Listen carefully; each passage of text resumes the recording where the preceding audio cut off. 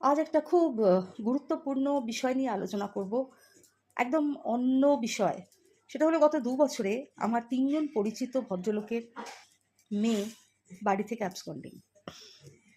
কি হয়েছিল? ১ম কেসটা, মেয়েটি নিজের কেরিয়ার তৈরি করতে চলে যায় বাইরে। তাকে খুঁজে পাওয়া যায়, তাকে নিয়ে আসা হয়। দ্বিতীয় যে কেসটা, সেটা প্রেম প্রেমঘটিত কেস। সে চলে যায় দিল্লিতে, তাকেও পুলিশ সিসিটিভি ট্র্যাক করে দিল্লি থেকে পায় এবং তাকে ফেরত নিয়ে আসে। কিন্তু থার্ড যে কেসটা, যেটা পরশুদিন ঘটেছে, আমার পরিচিত এক মহিলার মেয়ে, সে বাড়ি থেকে পালিয়ে যায় অন্য একটা প্রদেশে এবং সেখানে গিয়ে সে বিয়ে করে নেয়। মেয়েটি প্রাপ্তবয়স্ক। মা বাবা কেঁদে কেটে আকুল। এবং যেটা দেখা যায় যে মেয়েটি বাবা মার এগেনস্টে এফআইআর করেছে। ভাবতে পারেন, যেই মেয়েকে লেখাপড়া শিখিয়ে খাইয়ে দাইয়ে বড় করলো, মানুষ করলো, সেই মেয়ে বাবা মার এগেনস্টে এফআইআর করেছে যাতে বাবা মা তাকে ফেরত না আনতে পারে। তোর নিজের প্রতি কোনো ভরসা নেই। তুই যাকে চুজ করেছিস সে কেমন ছেলে, যাকে বাবা মা মেনে নেবে না? তাহলে করলি কেন? আমার মনে হয় কোথাও সে তার মা বাবাকে বন্ধু হিসেবে পায়নি।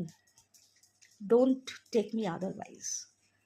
আমি অনেকগুলো ছেলে মেয়েকে কাউন্সেলিং এর আগে করেছি, যেটাতে আমি দেখেছি যে এই যে ছেলেমেয়েরা প্রেম করে বিয়ে করে, প্রেম করতেই পারে। তুই প্রেম কর, প্রেমে তো পড়বেই। অল্প বয়সী ছেলেমেয়েরা যদি প্রেমে না পড়ে, বুঝতে হবে তাদের মধ্যে কোনো সমস্যা আছে। তুই যদি প্রেমে পড়িস, তুই বাড়িতে এসে আগে বাবা মাকে বল। তো ছেলেটা যদি তোর যোগ্য হয়, ভালো করে বিয়ে হবে, তুই বাড়িতে কথা হবে, দেখাশোনা হবে, বিয়ে হবে। কিন্তু তুই যখন এমন কাউকে চুজ করছিস যে তুই ধরে নিচ্ছিস তোর বাবা মা তাকে মেনে নেবে না, আর সেই কারণেই তুই পালিয়ে গিয়ে বিয়েটা করছিস, তাহলে এরকম একটা ছেলেকে তুই পছন্দ করলি কেন? কারণ তোর মধ্যে সেই ব্যাকরণ ছিল, কিংবা ছেলেটি কোনো ছল চাতুরি করেছিল। তাহলে মেয়েটির উচিত ছিল মা বাবার সঙ্গে যোগাযোগ করা, ছেলেটি সম্বন্ধে জানা। She is not bothered. সে ভাবলো আমি ছেলেটিকে বিয়ে করে চলে যাব, খুব ভালো থাকবো। নাও থাকতে পারে, আবার থাকতেও পারে। কিন্তু যদি তুই ভালোই থাকিস, তোর শ্বশুরবাড়ি যদি ভালো হয়, তুই বাবা মার সঙ্গে যোগাযোগ কর। তুই দেখ কেমন ছেলে, তার পরিবার যদি ঠিক হয়, তোর এফআইআর করার কি দরকার? তাই আমি বাবা মাকে বলবো, প্রথম থেকে সন্তানের সঙ্গে বন্ধু হন।